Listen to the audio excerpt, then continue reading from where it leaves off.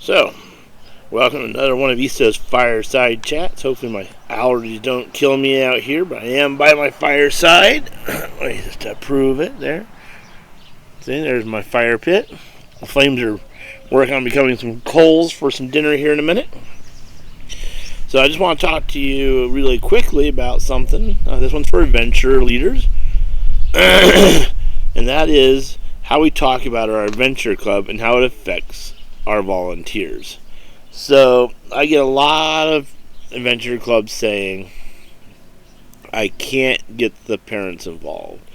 The parents aren't involved. How do I get the parents? I've been here all year. It's just been me all year.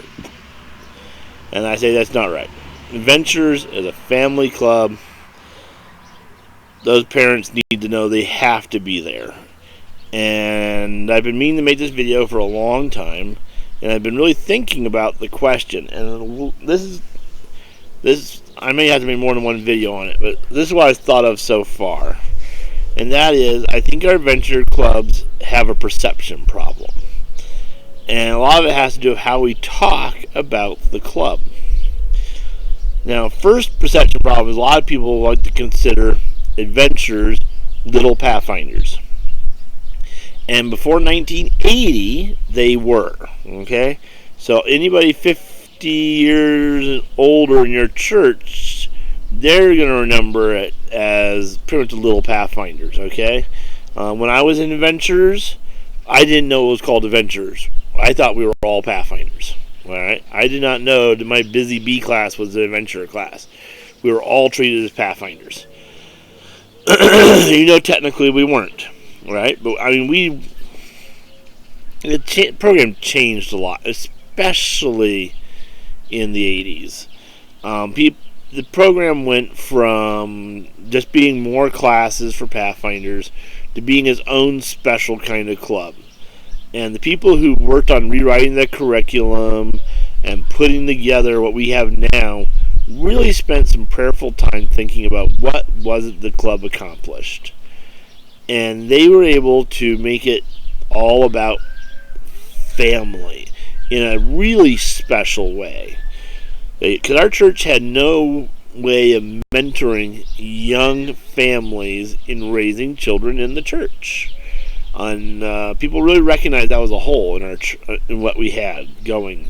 And even today I hear it's a huge question. Young families who are joining the church or come back to the church, and they're like, hey, how does the church have any literature or anything on, helping me raise my children in the church?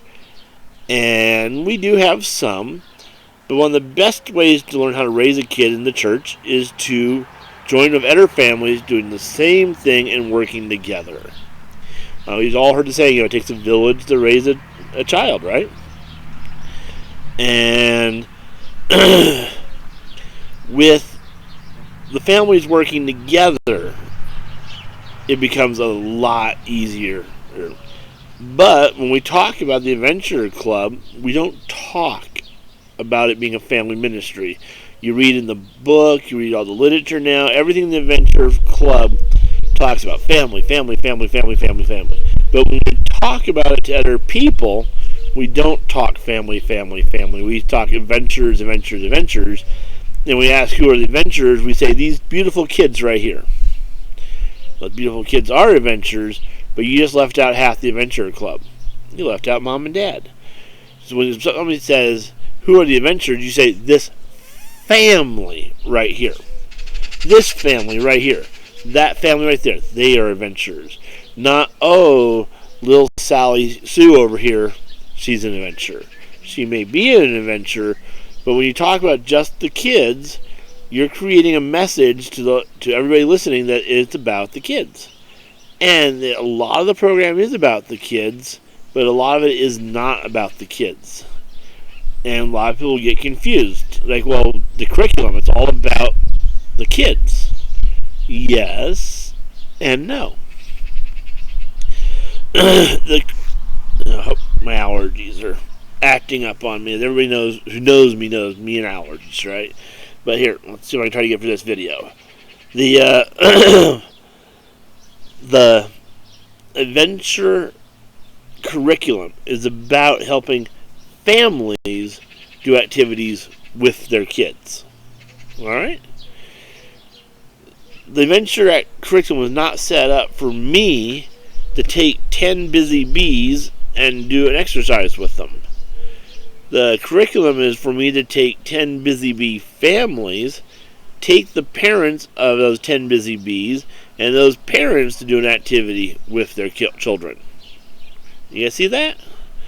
And you read some of it. You read some of the activities through in the curriculum, and you're like, I can't do this in the class without a parent. Yeah, you can't do it in the class without a parent. It's deliberate. It's not an accident. And I have leaders like, oh, we did the family history thing. I had to send it out for homework. I'm like, why did you send it for homework? Well, they had no family here at the class. Wrong. They should have had family at the class. The reason that was there was to provide an opportunity for mom, dad, grandma, whoever's there with the kid of the class, to share their family history with their kid at that moment.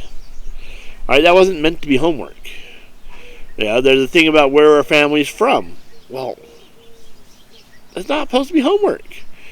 The mom and dad are supposed to be right there behind them, right there with them, right there beside them, right in the room, or at least in the next room over because they're helping them in their class, right?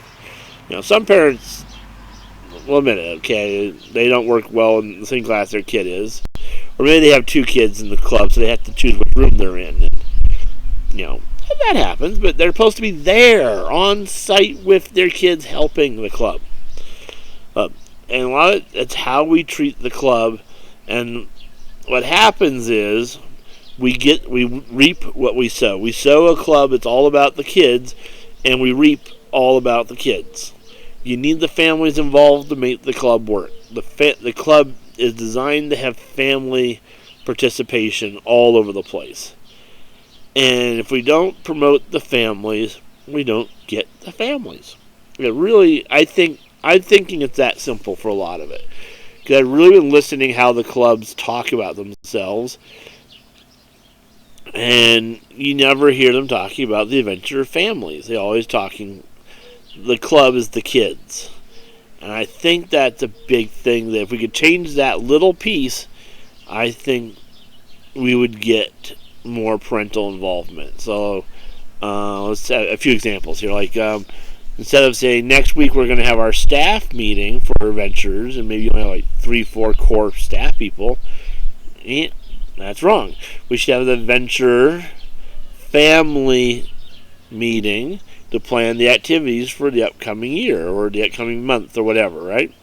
We should have adventure family meetings, not adventure staff meetings. You say staff, we think about just those core adults who are leading out in each class. We're not thinking about everybody. I visited a church. They had an adventure staff meeting, and they had all the families there. And I was like, I see, there's a difference. Maybe I shouldn't call it staff. Maybe we should call it family.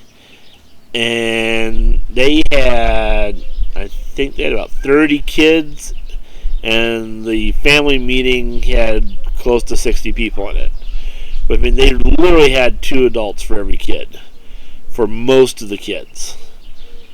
And that really affected how well the club was doing, because they were talking, when they said, hey, we want to go to do whatever exercise it was, they didn't have to put it out in the newsletter and get the parents to buy in or take time off work or whatever. They were all there, and they're like, oh, let me check. That's not working for me. It's working for me. I can't be there. My wife can. Instant full input in how they were going to do that, right? So they got that one a lot better. And then they have, with all the families there, it really, their classes are the same way. You duck into their, especially the smaller, littler kid classes, all the parents are there. And, it is a lot easier to do a class when all the kids are there. I ducked into another church, and I'm visiting their lamb class, and there's about 15 kids in their lamb class. It's one of our bigger churches. And there was about 15 parents in there. every kid had a mom or a dad who was like holding them in their lap while they were listening to the story. When they were doing the games and activities, there was a parent for each one of those kids to keep them on task. Because let's face it, they were 4-year-olds. They were on task for about a fraction of a second, and then they were gone. But Mom, we're doing this over here, right? And those leaders of that class were not stressed out at all. They had their craft, they had their snacks, they had everything. And they had all the help in the world. They weren't like crying, "Oh, I'm never doing this again." It was just a fun afternoon at their church, right? And that's how every class should be. A fun afternoon at your church with the families. You get up front of the church, the Adventure families are doing a trip to the dinosaur park next Sabbath. Not the Adventures, not make sure your kids are here. The Adventure families. Right? Everything you say, family, family, family. Adventures, their true modern mission is to help the parents be their child's primary evangelist. And let me tell you, if the parents aren't there, they can't evangelize nothing. And just, to remind people, those kids aren't you're not a babysitting service. Those kids aren't supposed to be dropped off and then the parents leaving. You really need to stand up for your club and just call the parents. If they're being dropped off, "Hey, I see Sally. Where are you?" "What do you mean you're off to the store? You getting snacks for the club?" "No." "You're doing grocery shopping for the week?" "No, you come back and get Sally." No. We talked about this at the beginning of the year. If we are not a babysitting service, the kids come with their parents. Yeah, you have to come back and get her, and next time you need to plan to stay.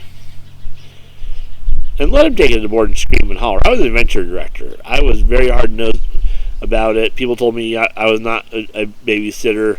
Their parents had to stay, and I made a stink about it. The board said, "Well, what does it hurt if they're just there?"